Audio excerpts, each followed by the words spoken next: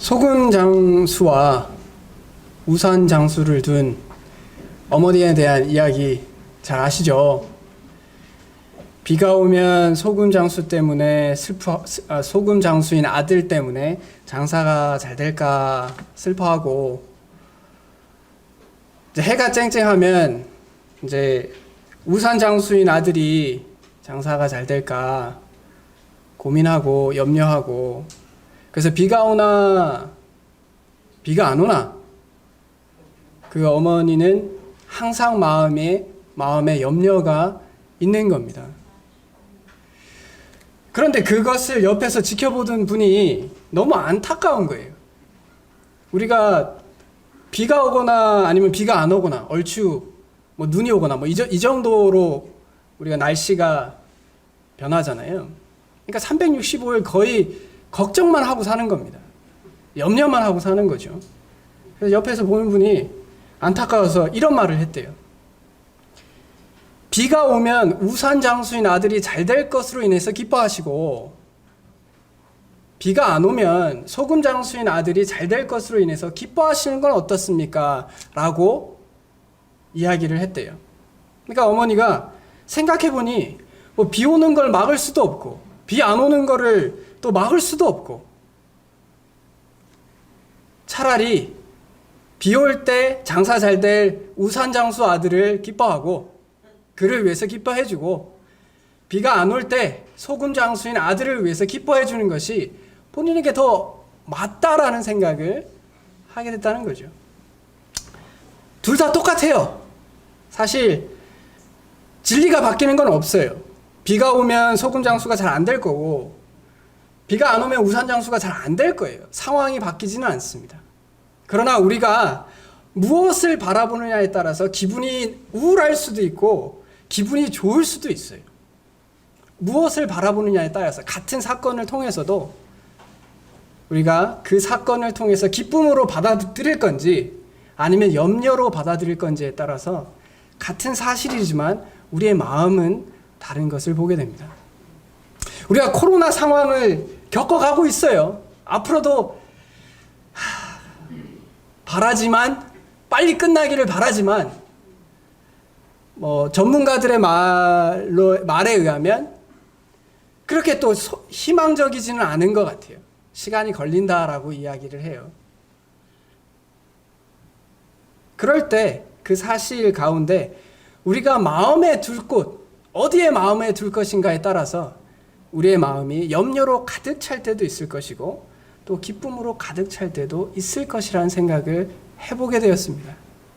오늘의 말씀, 누가복음 12장 22절에서 34절까지의 말씀인데요. 전체의 말씀인데 저희가 봉독하는 것은 30절까지 봉독하도록 하겠는데요. 이 말씀을 통해서 저희가 우리의 마음을 어디에 둠으로 인해서 염려하지 않는 삶을 살 수 있는가 대한 말씀을 나누기를 원합니다. 봉독하는 것은 22절에서 30절까지 서로 교독하기를 원합니다.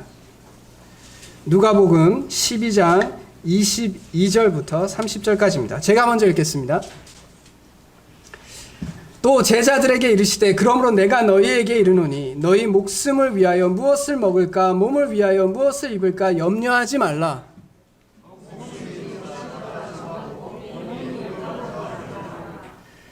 까마귀를 생각하라. 심지도 아니하고 거두지도 아니하며 골방도 없고 창고도 없으되 하나님이 기르시나니 너희는 새보다 얼마나 더 귀하냐.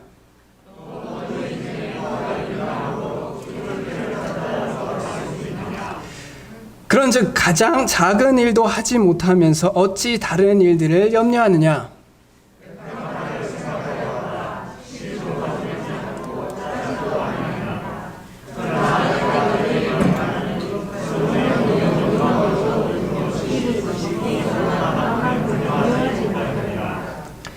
오늘 입다가 내일 아궁이에 던져지는 들풀도 하나님이 이렇게 입히시거든 하물며 너희일까 보냐. 믿음이 작은 자들아.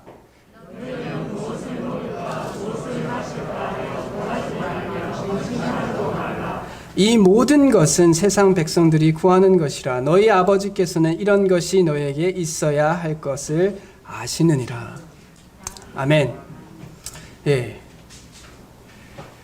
오늘 말씀은 우리의 마음 둘 곳이라는 주제로 나누기를 원합니다. 우리의 마음이 어디에 가 있을 때 우리가 염려가 아니라 기쁨과 평안과 행복을 누리면서 살 수 있는지 말씀을 통해서 깨닫기를 원합니다. 이 말씀의 배경은 사실 계속해서 저희가 누가복음을 보아오는 과정 가운데 있는데요. 저번 주에 이제 가정 예배에서 말씀을 드렸던 그 전 단락의 말씀을 보면 한 부자에 대한 비유가 나오죠. 부자인데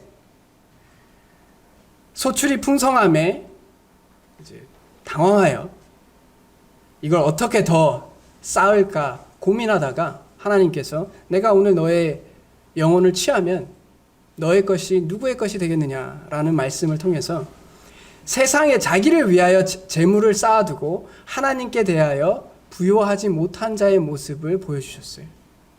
이 말씀은 하나님께서, 예수님께서 세상 사람들에게 경고하시는 겁니다.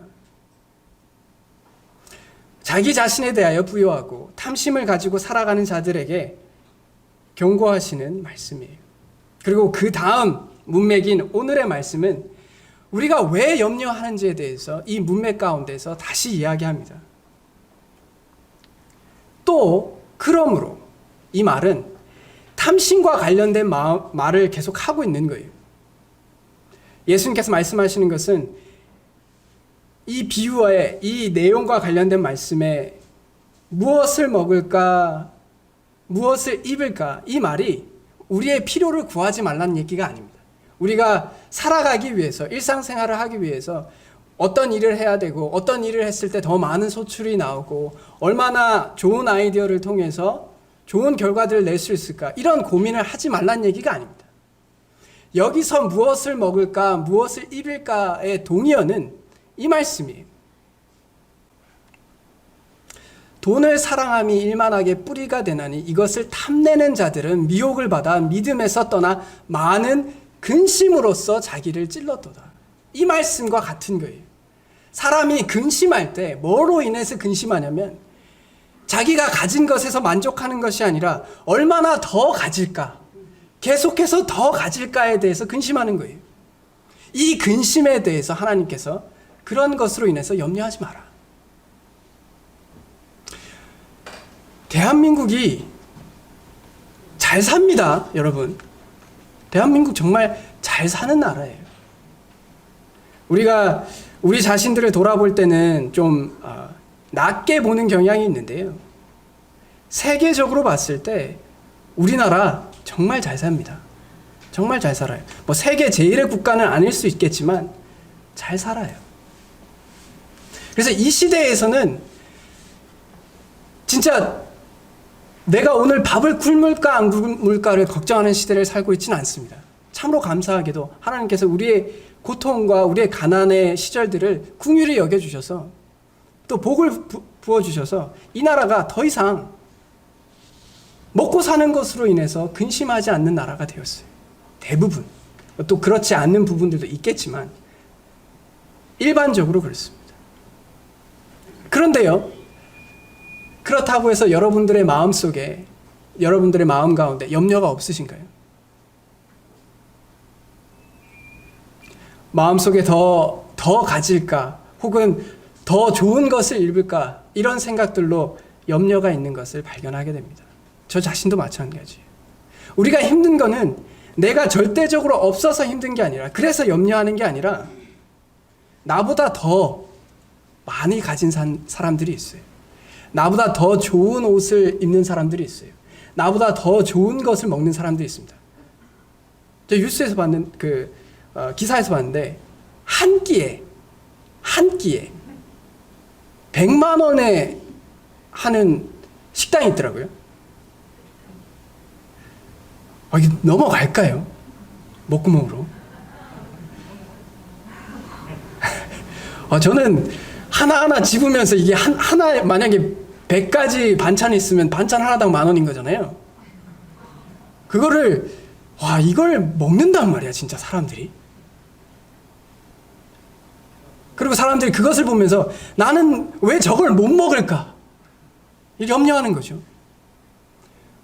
옷도 남들 되게 좋은 옷들이 있을 거예요. 저는 잘 모르겠지만 명품들도 있고 여러 가지 옷들이 있을 거예요. 제가 생각할 때 거의 천문학적인 숫자의 옷도 있을 거고 그런 것도 있을 텐데 우리가 그걸 보면서 마음속에 왜 나는 저런 옷을 입을 수 없을까? 탐심으로 인한 욕심으로 인한 염려가 우리 마음 가운데 가득 차다는 거예요. 누가복음 12장 15절 위에 올라가면 그 부자의 비유에 이야기하는 배경이 있어요. 예수님께서 그들에게 이르시되 삼가 모든 탐심을 물리치라. 사람의 생명이 그 소유에 넉넉한 데 있지 아니하니라. 이 말씀은 너희가 정말 인간답게 살아가는데 사람답게 살아가는 데 있어서 너희가 가진 재물이 많으면 많을수록 너희가 행복한 인생을 사는 것이 아니다라고 얘기해요. 정말 너희들의 행복한 것은 거기서 오는 것이 아니다라고 말씀하세요. 그러면서 오늘 말씀을 통해서 염려하지 말라라고 합니다. 더 많이 못 가지는 것에 대해서 그런 것으로 인해서 염려하지 말라고 해요. 오히려 우리의 마음 둘 곳을 제대로 찾으면 우리가 걱정해야 되고 우리가 염려해야 되는 것을 바르게 찾으면 더 이상 염려가 없을 것이다 라고 이야기하십니다. 그래서 그 첫 번째 예수님께서 우리의 마음 둘 곳이 어딘지에 대해서 말씀하고 계세요. 첫 번째 우리의 마음 둘 곳이 어디냐면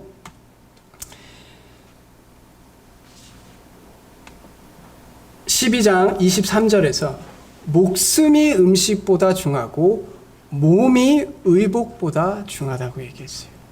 여기서 목숨과 몸은 그냥 말 그대로 그냥 문자 그대로 목숨과 몸을 말하는 게 아니라 12장 15절에서 이야기하는 것처럼 참 생명의 의미가 뭔지라는 거예요. 물질보다 음식보다 참 생명, 참 인간으로 살아가는 것이 더 중요하고 의복보다 참 인간답게 정말 사람답게 살아가는 게 더 중요하다. 하나님께서 우리를 창조하실 때 그냥 먹고 입고 그걸로 만족하는 것을 우리의 인생의 목적으로 두시지 않았어요. 만약에 그것이 우리의 인생의 목적이면 우리가 개돼지하고 다를 게 없어요. 우리가 이것을 기억해야 합니다. 정말 그래요. 우리가 염려하지 않을 수 있는 이유는 우리로 하여금 먹고 마시는 것에 대해서 욕심에 대해서 더 이상 염려하지 않아도 되는 이유 중에 하나는 우리의 삶의 목적이 그것이 아니다라는 것을 깨닫는 거예요. 제 아버지가 본인의 손자, 즉 제 아들들에 대해서 꼬박 죽습니다. 평소에 별로 저하고 연락을 별로 안 하세요. 근데 노아가 태어나고 지호가 태어나면서 전화를 하시면서 야, 너 왜 전화를 자주 안 하냐? 원래 우리 이렇게 지내지 않았습니까? 전화를 그리고 집에 자주 찾아오세요. 연락하시고 자주 오늘 집에 가도 되냐? 예. 노아하고 지호 집에 있냐? 이렇게 오세요. 그리고 노아하고 지호에게 하는 행동이 제가 어렸을 때 저한테 했던 행동하고 정말 달라요. 제가 살면서 사랑한다는 이야기를 들어본 적이 없습니다. 저희 아버지에게. 그게 저에게는 어떻게 보면 약간의 상처이기도 한데요. 아버지에게 살면서 진짜 아버지가 저한테 아들아 사랑한다라는 말을 해본 적이 없으세요. 물론 그 시대에서는 그것을 꼭 굳이 말로 해야 되냐라고 이야기하시잖아요. 말로 해야죠. 근데 어쨌든 안 하셨어요. 근데 노아하고 지호한테는 달고 다니시는 거예요. 사랑한다, 이쁘다, 이렇게 계속 얘기하시는 거예요. 제가 아버지한테 아버지 제가 당신의 당신의 아들일 때는 지금도 아들이지만 어렸을 때는 그런 적이 없지 않으세요? 그러니까 아버지가 이렇게 이런 얘기를 하시더라고요. 내가 옛날에는 진짜 먹고 사는 게 바빠가지고 그 부담이 내 어깨를 너무 짓눌러서 내 자식들에게 사랑한다라는 말, 참 너는 참 소중한 존재다라는 말을 하지 못했다라는 걸 저한테 이야기를 하시더라고요. 근데 지금은 이제 노아하고 지호를 키우는 거는 이제 네 책임이니까 나는 그 책임을 전혀 지지 않아도 되니까 마음 편안하게 사랑해 줄 수 있다라고 얘기를 하시는 거예요. 아, 그렇구나. 부담이 없으시니까 이제 노아 손자한테는 사랑만 해주면 되는 거예요. 더 이상 어떻게 키우면 잘 키울까라는 책임을 본인들이 안 져도 된다라고 이야기를 하시는 거예요. 제가 그 이야기를 들으면서 아버지가 이제 뭐 우리가 일반적으로 이제 보통 모든 국민의 삶의 질이 높아졌어요. 그걸 부인할 수 없습니다. 아버지의 후회처럼 어느 정도 삶의 질이 높아지고 나니까 진짜 삶에 있어서 뭐가 중요한지에 대해서 조금씩 깨닫게 되시는 거예요. 더 이상 우리가 진짜 먹고 마시고 살아가고 생존하는 것이 우리의 인생의 진정한 목표가 아니다라는 거예요. 그것이 아니라 사람과의 관계, 서로 사랑해주고 정말 아껴주고 이해해주고, 그것이 사람에게 주어진 목적이라는 것을 아버지께서 시간이 지나면서 깨달으시는 거예요. 그래서 제 아들들 덕분에 아버지하고 관계가 많이 풀렸어요. 많이 편안해졌어요. 아버지하고도 얘기하는 것도 편안해졌고. 마찬가지입니다. 목숨이 참 인생의 의미가, 살아가는 삶의 목적이 먹고 마시는 것보다 더 높은 고차원적인 목적이 우리에게 있다는 거예요. 짐승과 같지 않다는 겁니다. 그걸 발견하면 우리가 물질에서 오는, 결핍에서 오는 고통과 염려와 고민들을 하지 않아도 돼요. 점점 덜 해도 됩니다. 덜 가져도 별로 안 섭섭해요. 게으르란 말이 아닙니다. 남들보다 좀 덜 입어도 그렇게 힘들 필요 없다라는 걸 발견하게 된단 말입니다. 왜냐? 그게 내 인생의 궁극적인 목표가 아닙니다. 내 인생의 궁극적인 목표라면 그걸 위해서 살아야죠. 하나님께서 그것이 우리의 궁극적인 목표라고 얘기하고 있지 않으세요? 하나님께 영광이 되고 하나님과 깊은 교제 가운데 이웃을 사랑하고 사람과 사람 사이에 관계를 맺어가고 서로 사랑하고 이해해주는 것이 인간의 궁극적인 목표라고 이야기하고 계세요. 그러니까 못 가진 것으로 더 이상 염려하지 않아도 된다는 겁니다. 두 번째, 우리가 하나님의 목적을 이해했어요. 이제 하나님의 목적을 이해했는데 마음이 그래도 이제 좀 염려가 될 때가 있어요. 하나님, 그렇긴 그런데 제게 필요한 것들이 채워질지 안 질지에 대해서 걱정이 됩니다. 이럴 때 하나님께서 또 염려하지 말라고 하세요. 그 염려의 방식은 이것입니다. 하나님의 사랑이에요. 두 가지 동식물이 나옵니다. 까마귀하고 백합화가 나요. 까마귀요, 이스라엘 백성들에게 불결한 동물이에요. 왜냐? 시체를 먹기 때문에, 이게 시체에 손을 대기 때문에 사람들이 생각했을 때 까마귀는 불결하다라고 생각해요. 그러니까 사람들이 까마귀를 볼 때 굉장히 하찮은 존재라고 생각을 하겠죠. 근데 그런 하찮은 존재일지라도 하나님께서 다 먹이시더라. 다 먹이시더라. 창고도 없지만 때에 따라서 그 까마귀의 본능 가운데 어떻게 살지 다 프로그램이 돼 있어요. 그래 하시더라. 백합화도 마찬가지예요. 이게 백합화가 하루 피고 진답니다. 그래서 수명의 관점에서 보면 사실 정말 덧없는 식물이에요. 살다가 금방 가는 식물이죠. 근데 그 식물만 봐도 솔로몬보다 더 솔로몬이 가지고 있는 모든 부로 그를 채우고 입히고 꾸민 것보다 백합화가 더 아름답지 않느냐라고 얘기해요. 그래서 하나님의 사랑은 이런 거예요. 그렇게 하찮은 까마귀와 그렇게 하찮은 백합화보다 너희가 훨씬 귀하잖아. 너희는 새보다 얼마나 더 귀하며 하물며 너희일까 보냐. 하나님의 사랑에 대해서 의심하지 말라는 거예요. 상상을 해보세요. 한 7살짜리 애가 부모한테 이런 이제 걱정을 하는 거예요. 쌀 떨어지면 어떡하나 걱정하고, 날 추워지는데 김장은 어떻게 하나 걱정하고, 국제 유가가 올라가면 운전을 어떻게 하나, 이렇게 계속 걱정하면서 부모님한테 옆에서 계속 얘기하면 뭐라 그럴 것 같아요? 말을 안 하시겠죠. 말로 안 하시겠죠. 손이 먼저 갈 수도 있는데, 하나님께서 우리 정말 신실하게 우리를 공급해 주셨어요. 왜냐? 우리를 사랑하시거든요. 정말 사랑하시고 계속해서 공급해 주고 계신데 우리는 자꾸 걱정하는 거예요. 공급이 안 될까 봐. 그 말은 하나님의 사랑에 대해서 자꾸 의심하는 거예요. 그 하나님의 능력에 대해서 자꾸 의심하는 거예요. 그러면 계속 염려가 되는 거죠. 걱정이 되는 거예요. 우리의 마음 둘 것은 하나님의 사랑에 우리의 마음을 두는 거예요. 하나님께서 우리를 얼마나 귀하게 여겨 계시고, 얼마나 귀하면 본인이 죽어도 되니까 내가 너를 살리겠다라고 얘기하는 거죠. 내가 십자가에서 죽어도 되니까 내가 너와 영원토록 교제하고 싶다.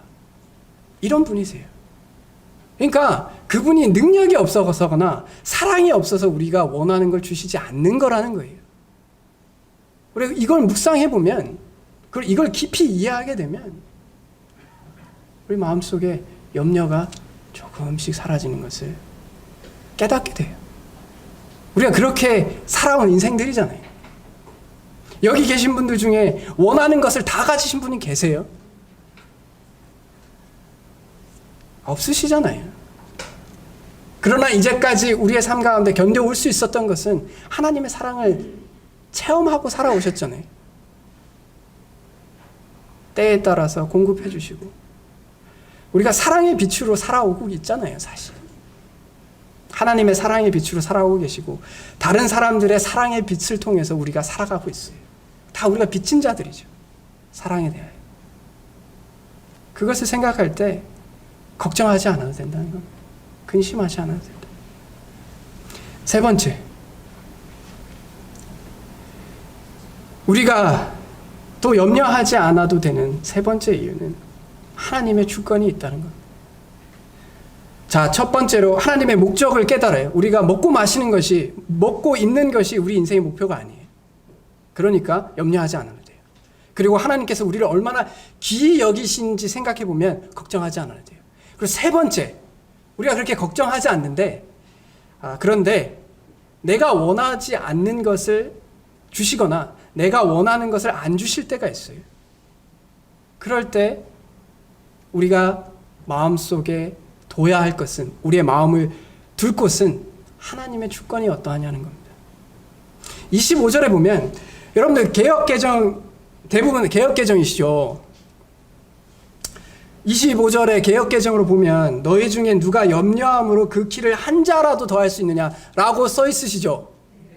예. 근데 이 말씀은 원어에 보면 이 단어가 이제 그 한 50cm에 달하는 이제 규빗, 한 규빗 정도의 단어예요. 근데 그 규빗이란 단어가 길이의 뜻도 있지만 생명의 초를 다투는 그런 의미를 또한 담고 있어요. 그래서 새 번역이나 다른 이제 번역본에는 이 부분을 수명이라고 번역을 해요. 그리고 문맥상으로 볼 때 수명일 확률이 훨씬 높아요. 왜냐? 지금 계속 이야기하고 있는 게 목숨에 대해서 계속 얘기하고 있어요. 생명에 대해서 이야기하고 있어요. 그래서 그 문맥상으로 보면 누가 걱정한다고 해서 제 수명을 한순간인들 늘릴 수 있느냐, 이것으로 번역하는 것이 더 합당한 거라고 생각합니다. 그리고 실질적으로 그렇게 번역을 하고 있고요. 그래서 이 말씀은 우리가 아무리 고민을 하고 아무리 염려를 해도 하나님 주권에 달려있는 것은 변하지 않는다는 거예요. 하나님께서 주권적으로 선택하시고 주시는 것에 대해서 우리가 바꿀 수 없다라는 거예요. 여기 계신 분 중에 정말 고민해가지고 수명이 늘어나시는 분들이 계실까요? 없잖아요. 우리가 할 수 없다라는 거예요. 저는 이 말씀을 정말 좋아해요. 그냥 고민할 때, 염려할 때 이 말씀이 떠오르면 진짜 염려가 싹 사라질 때가 있어요. 뭐냐면, 야, 이나나 아무리 생각을 해봐도 네가 고민해 본들 바뀌는 게 없어. 내가 고민을 해서 바뀌면 계속 고민하겠지. 근데 백날 첫날 고민을 해도 바뀌지 않는 건 바뀌지 않는 겁니다. 내가 바꿀 수 있는 건 찾겠지. 아, 내가 요거는 바꿀 수 있겠구나. 그러면 고민하지 말고 그걸 하면 되잖아.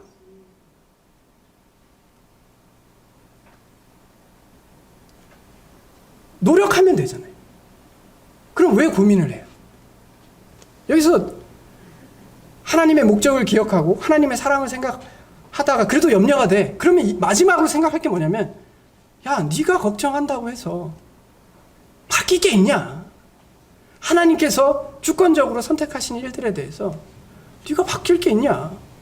그럼 고민하는 게 감정의 소모가 너무 아까운 거예요. 차라리 그 시간에 제가 할 수 있는 일들을 하고 제가 고민해서 바뀌는 것들에 대해서 더 고민하는 것이 훨씬 합리적인 거죠. 여러분들 살아가시면서 일이 잘 안 돼요. 일이 잘 안 되거나 뭐가 잘 안 돼. 거기에 있어서 내가 바꿀 게 있으면 바꿔보세요. 그런데 할 수 있는 최선을 다했어. 그래서 내가 원하는 결과가 안 나와. 그럼 받아들이세요. 아, 이걸 주님께서 그냥 나에게 주신 거구나. 모든 사람들이 다 잘 되기를 원하지만 하나님께서 느헤미야에게 주신 사명이 있고 예레미야에게 주신 사명이 달라요. 느헤미야는 다시 회복하는, 그래서 사람들이 많이 따르고 힘내고 승리하고 그런 모습들을 하게 하는 사명을 주셨어요. 느헤미야에게. 근데 예레미야는 울고 슬퍼하고 사람들이 변하지 않고 회개하지 않고 항상 그대로 살아가는 그것을 감당하는 사명을 주셨어요. 그러면 이렇게 사명을 주셨을 때 예레미야가 하나님께 왜 당신께서 내게 이런 것을 주시냐라고 얘기할 수 있어요? 없단 말이에요. 우리는 우리에게 주어진 것을, 하나님의 주권을 인정하는 삶이 필요해요. 내가 이렇게 살지만 하나님께서 이것을 나에게 허락하신 것이다. 맡긴 것이다. 라고 하셨을 때, 주님, 좋습니다. 주님께서 주셨으면 제 마음에 안 들 수는 있어요. 그러나 주님께서 주셨으니 제가 있는 그대로 받아들이고 그것으로 기뻐하는 제가 되겠습니다. 그럼 염려가 사라지죠. 주권을 인정하면 돼요. 최선을 다하시되 결과를 주님께 맡기십시오. 그리고 그 결과에 승복하세요. 아, 그렇구나. 주님께서 이렇게 하셨구나. 그 마음이 편안하죠. 이것이 하나님께서 우리 마음 가운데 염려가 있을 때 이 세 가지 마음 둬야 할 것을 주시는 거예요. 그럼 염려가 없어질 거라고 얘기하시는 거예요. 첫 번째, 하나님의 목적. 인생의 목적이 뭐야? 그럼 내가 너희들을 얼마나 사랑하는데, 그렇지만 하나님으로서 내가 너에게 주고 있는 주권이 있다. 있는 그대로를 받아들여라. 그럼 염려가 없어지지. 우리 인생이 행복해요. 정말 그렇다니까요. 그걸 경험하지 않나요? 우리가 살면서 하나님의 목적과 사랑과 주권에 우리 마음을 두면 염려가 사라져요. 근심이 사라지고, 네. 마음에 감사가 생기죠.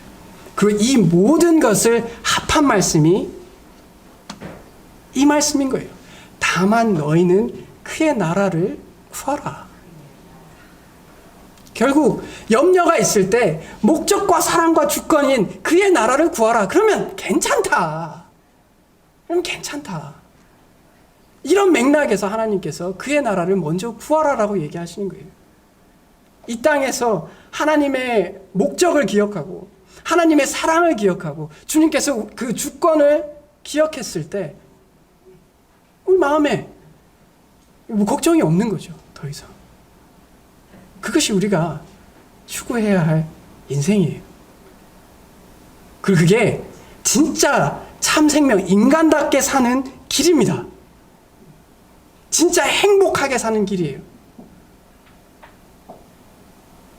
이거보다 더 괜찮은 방법이 있으면 제발 저한테 알려주십시오. 같이 잘 살아봅시다. 제가 말한 것보다 더 괜찮은 인생의 방식이 있으면 알려줘요. 혼자만 그렇게 살지 말고. 근데 만약에 그게 아니라면 우리가 이렇게 삽시다. 이렇게 하나님의 나라를 구하면서 하나님께 영광 구하고 하나님의 사랑에 감사하고 흠뻑 젖어가지고 하나님의 주권을 인정하고 살아갑시다. 그럼 행복해져요. 이제 하나님께서 이제 그런 행복한 삶을 사는 구체적인 모습 하나를 보여주세요. 탐욕과 탐심과 반대되는 거예요. 그게 뭐냐? 너희 소유를 팔아 구제하라는 거예요. 우리가 이제 물질에 대해서 자유로워진단 말이에요. 점점 내가 가지고 있는 물질과 소욕에 대해서 점점 자유로워질 때 어떤 모습이 나타나냐? 그럼 내가 가진 재물을 이제 팔아서 내려놓고 욕심들을 내려놓고 다른 사람들을 돌보는 마음들이 생기는 거예요. 그러니까 탐심이 낮아지고 염려가 없어지면 다른 사람들을 돌아보게 됩니다. 그래서 물질들로 인하여 내가 가진 능력이든 재산이든 시간이든 그것을 통해서 다른 사람들 신경 쓰기 시작해요. 아, 저 사람이 좀 어렵지 않겠나. 기도도 하겠지만 또 마음을 실질적으로 도움 줄 수 있는 부분들을 찾아보는 거예요. 그것이 진짜 진정한 삶의 보물이라는 거예요. 그렇게 사는 것이. 제가 이 부분을 한번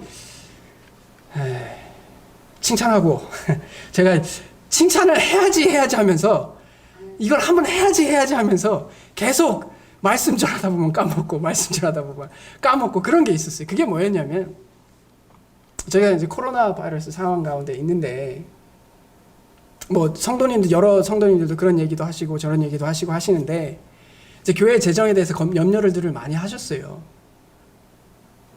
그런데 지켜보니까 코로나 이전과 코로나 이후에 재정적인 변화가 그렇게 없더라는 겁니다. 별 차이가 없어요. 분명히 어려운 분들도 계실 거고 힘든 분들도 계실 텐데 우리의 재정인 부분에서 계속 비슷한 재정으로 유지가 된다라는 거예요. 물론 덜 쓰는 것도 있겠죠. 코로나 상황이니까. 그러나 많이 어렵다라고 하는 이 시절에 이 교회의 재정들이 이렇게 유지될 수 있다라는 것은 또 참으로 감사한 일이고 우리가 칭찬할 수 있는 일이지 않나. 제가 진짜 이거 하려고 했었어요, 옛날부터. 근데 계속 할 때마다 까먹어서. 그래서 정말 감사하고 각자 하나님의 나라를 생각하시는 그 마음들에 대해서 참 감사합니다. 주님의 일들을 하는 그 길목에 물질들을 내려놓는다는 건 참으로 감사할 일인 것 같습니다. 하나님께서 마지막으로 너희 보물이 있는 곳에 너희 마음도 있다라고 했어요. 맞습니다. 이거 정말 그래요. 우리가 다 그렇게 살잖아요. 결국 하나님이 같이 있으면 하나님이 같이 있다라고 생각이 들면 내 마음도 거기 있다라는 거예요. 하나님이 나의 보물이 되면 내 마음도 그곳에 있다라는 거예요. 그것이 우리의 삶의 진정한 삶의 비결이다라고 얘기하는 거예요. 하나님을 나의 보물로 여기는 겁니다.